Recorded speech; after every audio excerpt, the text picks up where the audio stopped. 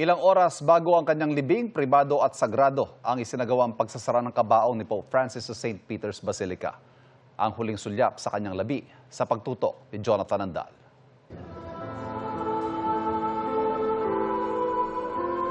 Madaling araw dito sa Pilipinas, gabi sa Vatican. Nasilayan sa huling pagkakataon si Pope Francis mula sa kanyang bukas na kabaong.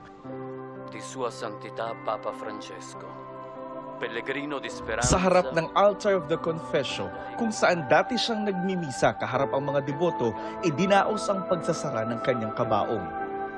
Nanguna sa pribadong seremonya ang Camarlengo na si Cardinal Kevin Farrell at si Archbishop Diego Ravelli, Master of Ceremonies ng mga Papal Liturgy. Bukod sa mga kardinal, naroon ang mga kaanak ni Pope Francis at mga pinuno ng Vatican. Unang binasa ang Rogito, isang official written declaration kung saan nakasulat ang ilang detalye ng naging buhay at mga ginawa ni Pope Francis. Pastore della Chiesa Francesco è passato da questo mondo al Padre. Alinsunod sa tradisyon, tinakpan ng puting tela ang mukha ng Santo Papa, saka binasbasan ng holy water ang katawan.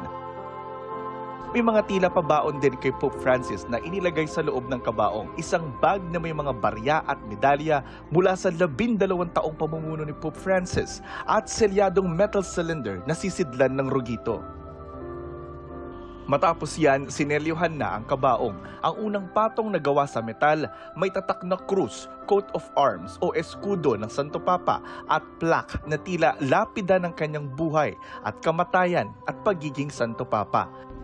Bago inilagay ang kahoy na takip, nagtapos ang seremonya sa pag-awit ng mga salmo at magdamagang prayer vigil. Para sa GMA Integrated News, Jonathan Andal, nakatutok, 24 oras.